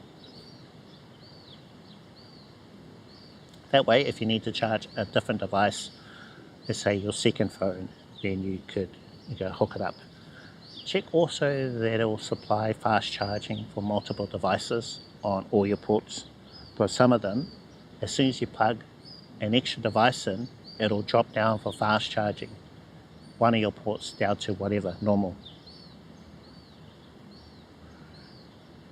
Cool. Yeah, at least 10,000 milliampere battery. You can actually work out how much battery life you're going to get out of your phone. So let's say your phone has a 5,000 milliampere battery in it, and then you get a 10,000 milliampere battery, you're going to get 2 extra charges out of that one phone. So let's say your phone would normally last 2 hours on its own, and if you get a 10,000 milliampere battery, that could give you an additional 4 hours. And just try and calculate it that way. Also, be careful. What I've noticed with my iPhone in particular, the way that it drains isn't consistent. It doesn't drain like at the same speed throughout. Like from 100 to 50%, that's pretty consistent. But as soon as it got below 50%, then the battery drain was a lot quicker.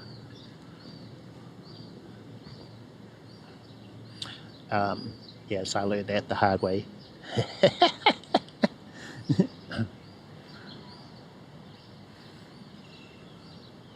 Yeah, so you might think, oh, it's lasted 1.5 hours and I'm still above 50%, so it'll last another 1.5 hours. Nope, it's not.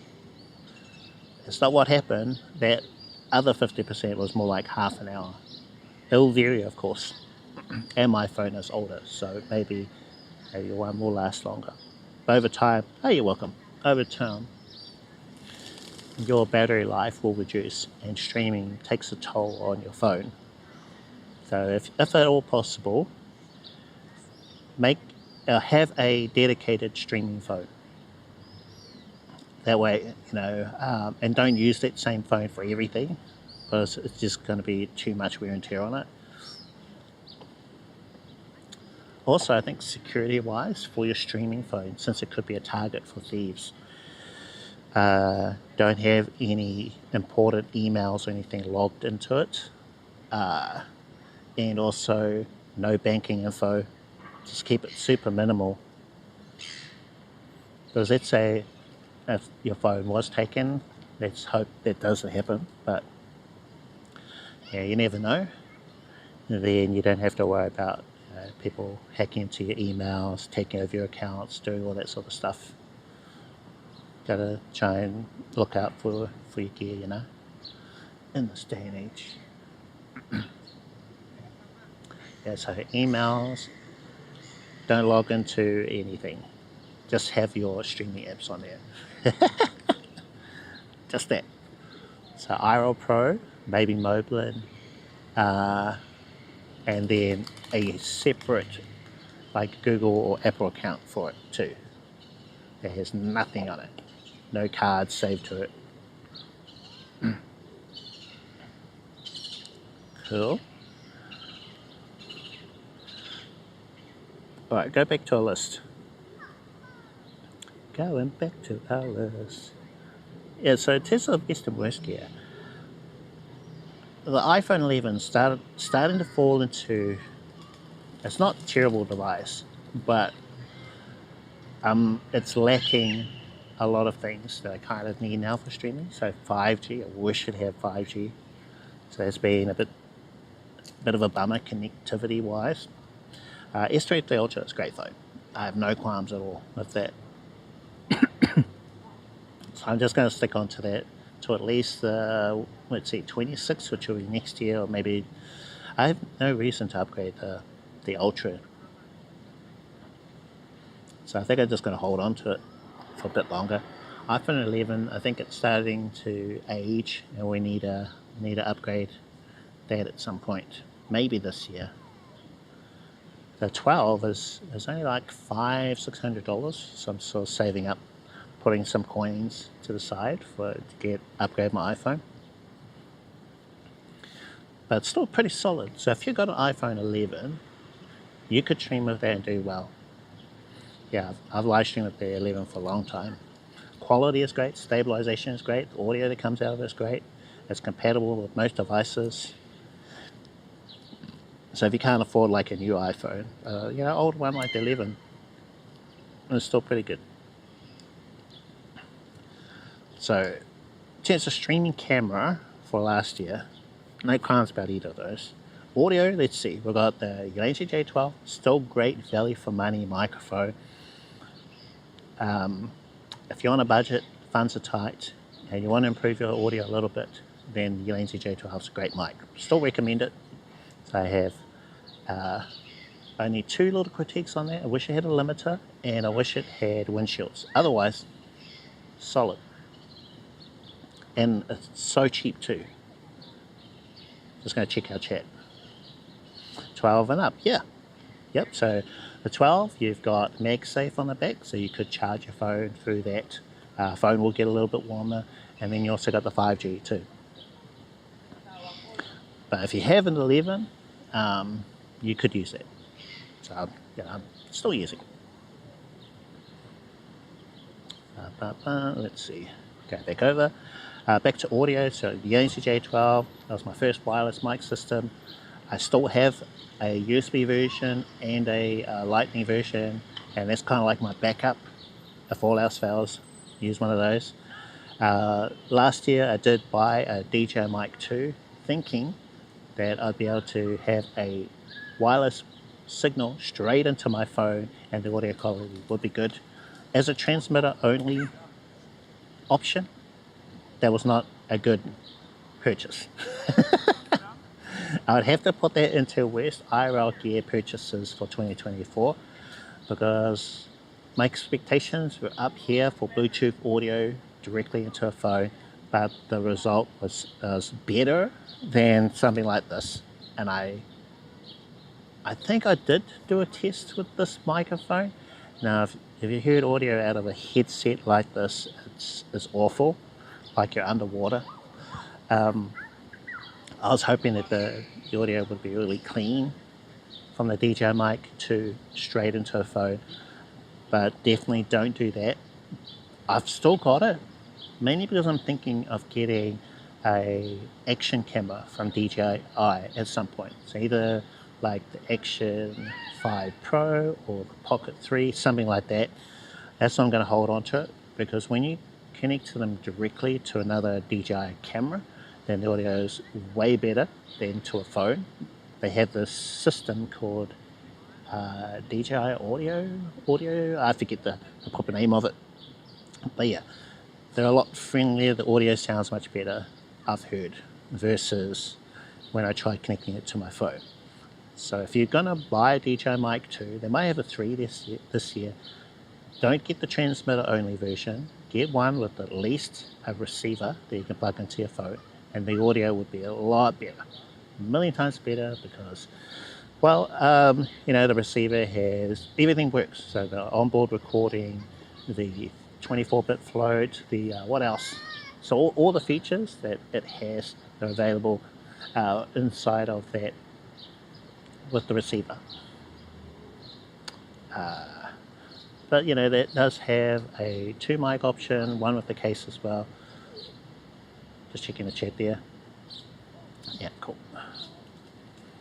But yeah, transmitter only, not a good buy for 2024. Hopefully, still put it to use later on.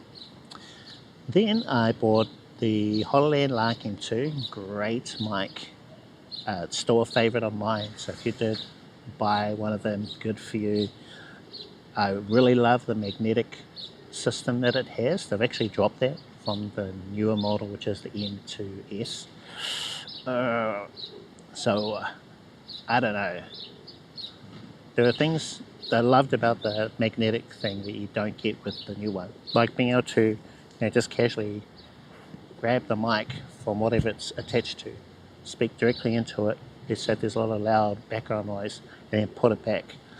But I can understand them moving away from the magnetic system, because though it hasn't happened to me, I can imagine it being knocked off and you losing your mic. And that'd be a bummer. That would not be good. Yeah, but hasn't happened to me, but could happen, I suppose. Yeah, I think the only issue I had with the Larkin 2 was that the windshield didn't pop on very easily. Not like the other microphones. It was a bit of a pain trying to sort of wrap the windshield around the M2 mic. Other than that, I can't really see much of any other improvements to it, just off the top of my head. And I'm sure they could probably make some kind of magnetic windshield that could just attach to whatever you're wearing, whether it's the or the necklace thing that they have. So it just clips back, and then you just attach the microphone on afterwards. They can make an accessory. But yeah, Larkin 2, great buy, so I'll put that in the best purchases of that year. Then the DJi Mic Mini came out near the end of the year, and that's been my favourite mic. I'm using it right now. I just like the audio that comes out of it versus the other mics. It's kind of like a personal preference.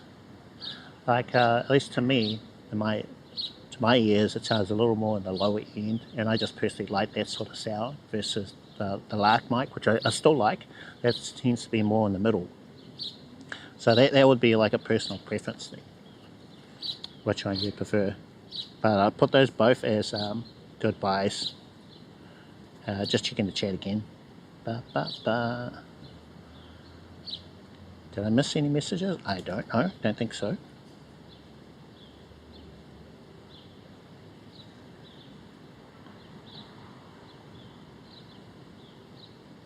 Let's just go check Twitch chat. It's going to have all the messages there too. No, I think we're good.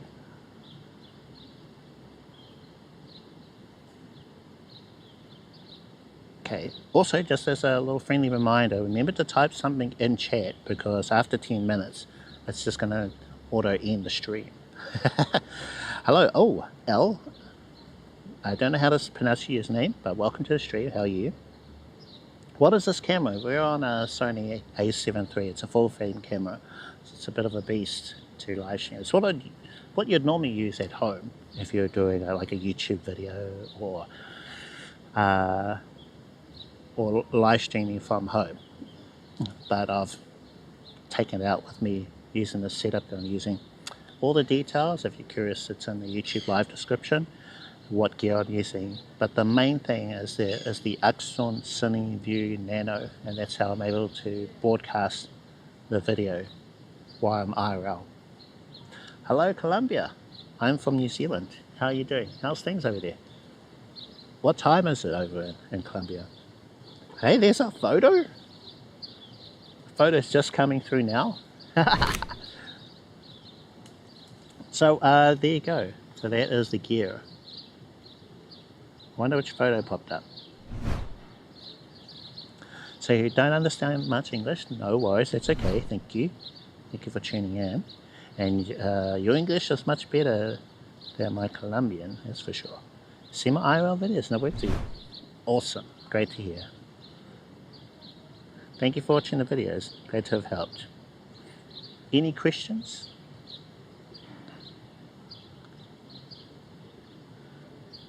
Yeah, practically this isn't something that I'd use all the time, just because of how big it is, as you could see from the video there. Let's see if I can darken this image. I think we need a bit more contrast. How does that look? A bit better?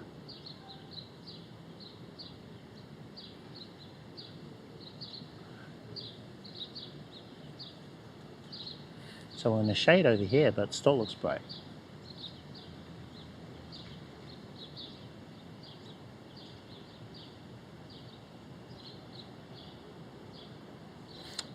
Okay.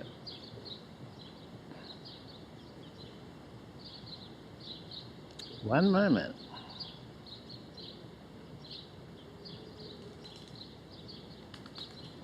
Dun, dun, dun. Oh, wrong channel. Switch account.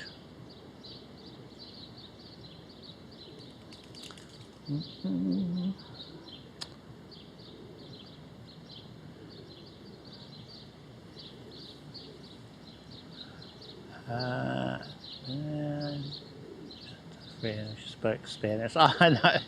Hey, I'm sorry. Let's type a message in. Sony A7 III. Camera is Sony A7 III. There you go. Details are in the description. And a smiley face. Yeah?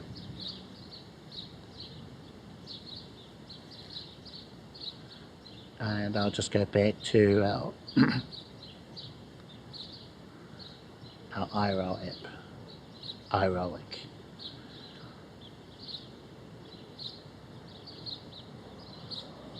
Thank you, thank you. Oh, made it. Wrong app. Close that one, that one.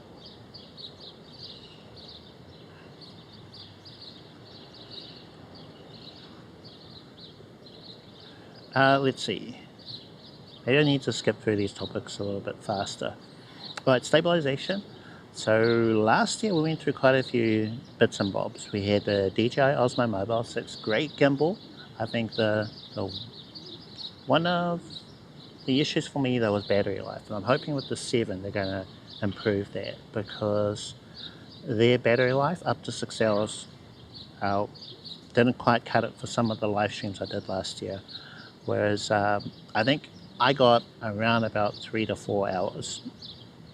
So maybe it's based on the weight of the phone and stuff I had on it. But yeah, I really needed something in the line of what the next gimbal that I got, a Hohem iSteady V3, which has battery life of up to 10 hours. So that is a much better battery life for IRL. In fact, all the stuff, if it can last 10 hours, that would be sort of the best case scenario. It'll cover like most streams you'll do. I've got the Codec BC01, which is a battery grip. I haven't used that much since TwitchCon in 2023, but I still have it. Yeah, that is really useful if you're going to be stationary a lot, or you could use it as like a tripod, but that would keep your phone charged, so it's really useful in that way. And then I've got some other gimbal tripods I use. So there was a JJ02 portable mini tripod that could fold up into my pocket, and then there was another sort of tripod combo, which was the Ulanzi MT08 and Ulanzi ST07. So they got superseded by the JJ02, so I would have to classify as that tripod combo falling into like worst IRL gear. Yeah, worst IRL gear, just because there was something better, a lot better, a lot more pocketable. I would have to say the king of worst would be the DJi Mic 2, only as a transmitter, you know. If you've got the transmitter with the receiver, yeah, audio is much better. And the DJi Mic Mini, at least for me, definitely topped it in every other way. So I have no really reason to use the Mic 2, even with the receiver, when the Mic Mini is so good. So that's all best and worst gear I've got. So best item out of all those, streaming camera, I would probably have to go S23 Ultra, because it has the 5G connectivity, can do the bonding with IRL Pro. It's not fair though, because you know, a couple of years difference between the S23 Ultra and the iPhone 11. But yeah, it's still better. Still for audio, best audio for 2024, DJi Mic Mini. Using it right now. Just like the sound I get out of it, and it's pretty versatile. I could use it on. Oh, actually, it doesn't include the lightning adapter. So if you want full versatility to be able to use anything, then the Holyland Larkin 2 definitely beats the Mic 2, Mic Mini in that way. I'm going to put those sort of right at the top. And the Ulanzi J12 is still a great mic, especially if you're starting out and you just want something that has decent audio. Starting small, and you know, let's say if you change directions, don't want to keep doing that, then you know, it's not a huge expense, something that you've bought. Stabilization, best stabilization out of all those, the Hohem iSteady V3, with the runner-up being the JJ02 little mini tripod. This year though, will there be a DJi Osmo Mobile 7? And I'm curious to see what they come out with. Really, really curious. Okay, right. So, back to chat. Oh, okay, got a few messages here. Okay. So your iPhone 11. Ooh,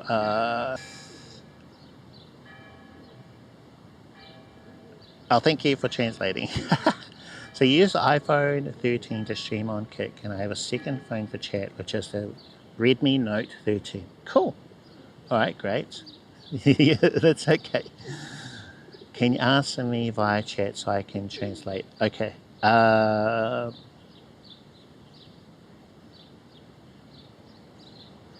Yes. Stream on Kick. Yeah, that sounds good.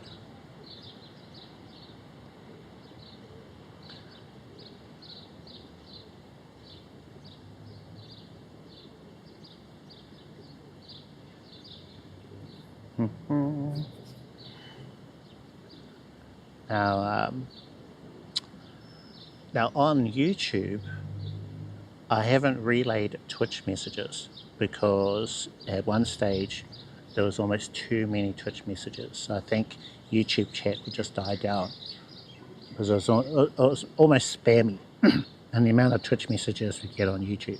So I'm just going to have to jump back and forth if I'm going to write messages.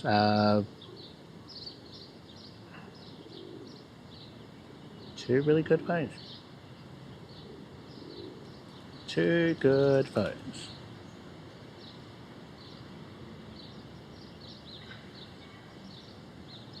All right. Red Note 13, iPhone 13. So you got two 13s. iPhone 13. What did they add in the 13? Off memory, don't recall.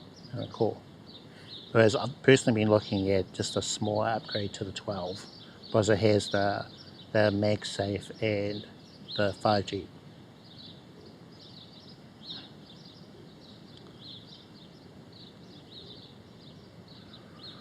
Okay, next topic.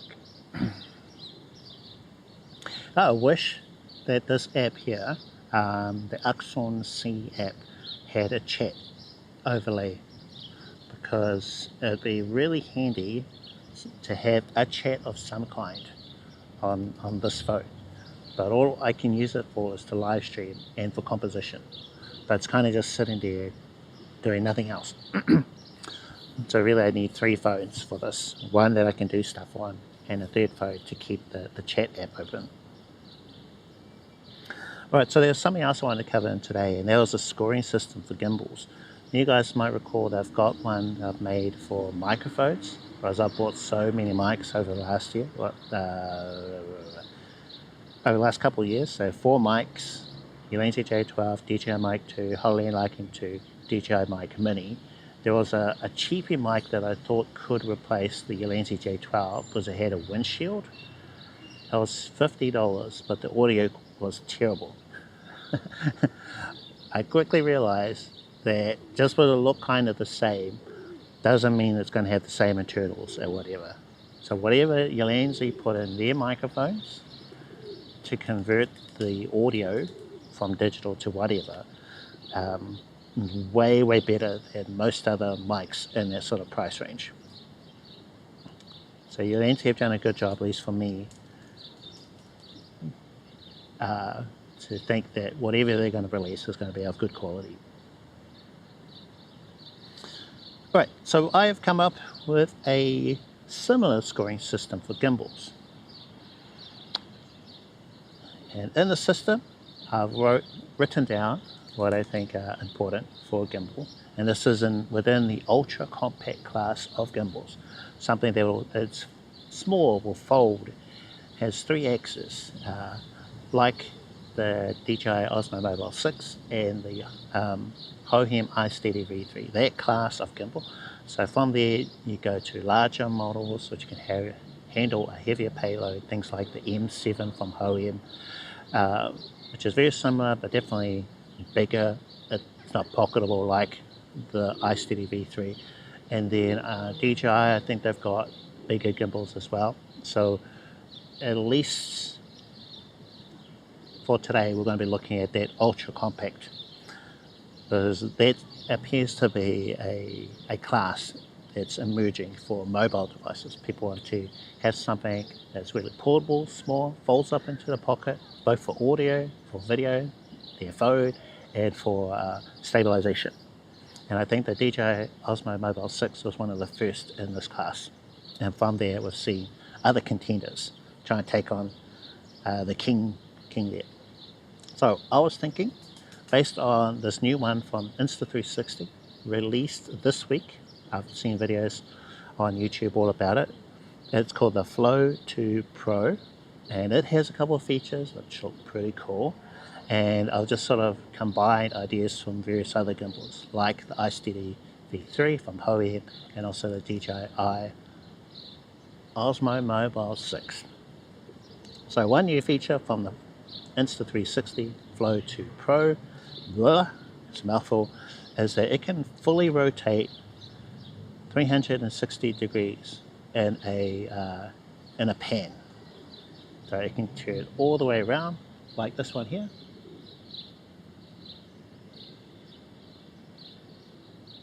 So I can do a full 360, which the Hohem iSteady V3 can't do. I know from one of the first times taking it out, put it down somewhere and then I try to walk wide around it, and I think it can only do about maybe 180, 170 degrees. It's not a full 360, and it can't keep going. So that was something that they've highlighted in the Insta360 new gimbal. Hey, why isn't this updated? Should have new info here.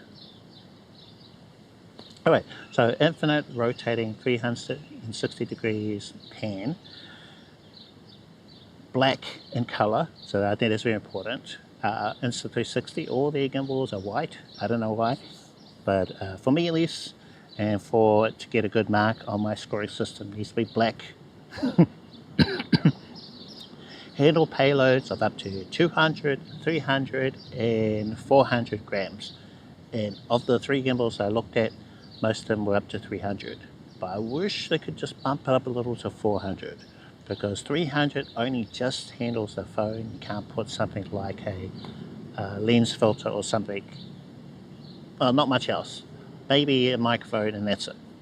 But to be able to add a lens filter on there as well and still be okay, I think that's what I'm hoping for in some of the new generations. We've got a USB port to charge the phone by the phone holder. I think that's something that the Insta360 Flow 2 Pro does have. The Hohem and the DJi don't have that. And it's probably one of my biggest wishes or hopes for the next models, is that they have that. Because as soon as you plug in a charging cable into your phone, then it's going to tug on the phone, and the gimbals really don't like that. So I think the only way to get around that is to have a small cable that goes from your phone into a little charging port around the back of the gimbal, and that way it keeps your phone charged and you could live stream for however long. And if you need to charge up the gimbal and the phone, you just plug in a USB cable into the base of the gimbal, and then it doesn't interfere with the gimbal action to keep your phone charged. Otherwise, you're limited to your phone being able to live stream maybe 2-3 hours, or you have to put it down within that time frame and try and charge your phone. Have some plugged in. I think that's what they need to do. Just going to check the chat, go back a little bit. Do we have any new messages? Nope, okay, don't think so. And please type them in again if I missed any. Let's see, extension rod. I think that's become a thing for this class of gimbals, for it to be able to extend out. And we're starting to see that with the bigger gimbals like the Hohem iSteady OM6. It can extend, which I think is a great idea. And I don't know if they'll do that with other brands. But yes, be able to do that. AI face tracking in any app. Now, I noticed in the Insta360 Flow 2 Pro, it can work in up to 200 apps, so it's not fully supported, and I think it's only using perhaps the newer models of iPhones which have face tracking built into it. So like my one, I've got a feeling it doesn't work in it. So yeah, if I was to hook my iPhone 11 to the Flow 2 Pro, then that tracking wouldn't work.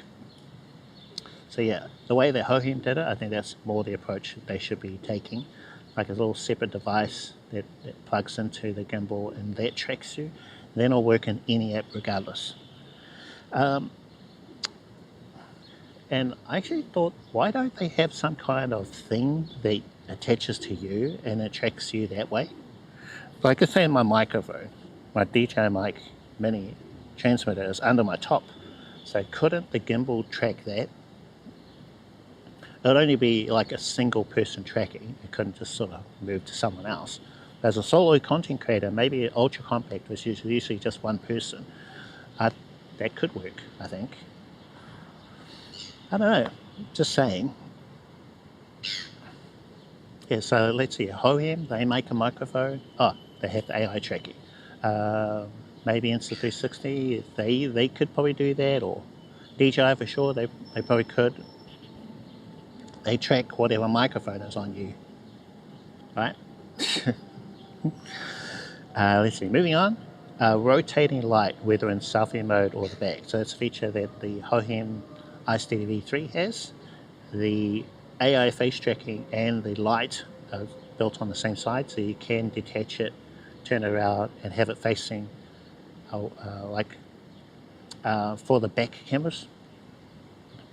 I do have a critique though. I wish that it just rotated and it was fixed rather than being a sort of button push to remove it, because yeah, the connection is really weak on mine now. I don't know what happened, but it feels like as if it could just pop off with a light sort of tug.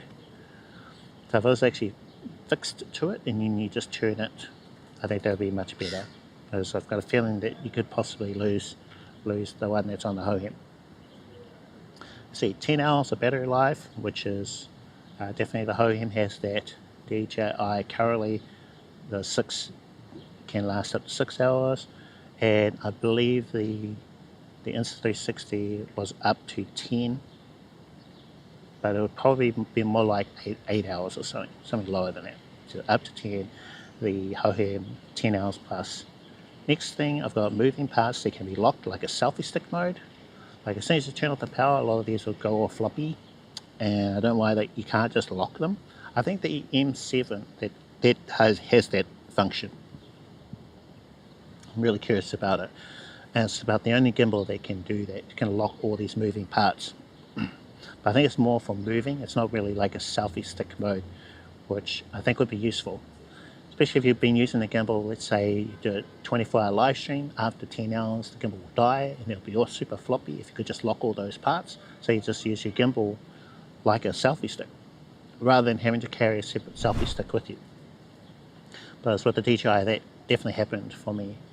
Ran out of battery, and then I was trying to hold my gimbal as steady as possible, because it was just like all over like this. So if you guys remember that dog stream that I did, that happened. And then also for one other stream, I think it was Armageddon Expo, ran out of battery life for that one too. Let's see, no magnetic phone holder. I'm really not a fan of that, because I've got a feeling that someone could just grab your phone, do a runner with it. There's battery magnetic attachments. They're strong, but not that strong.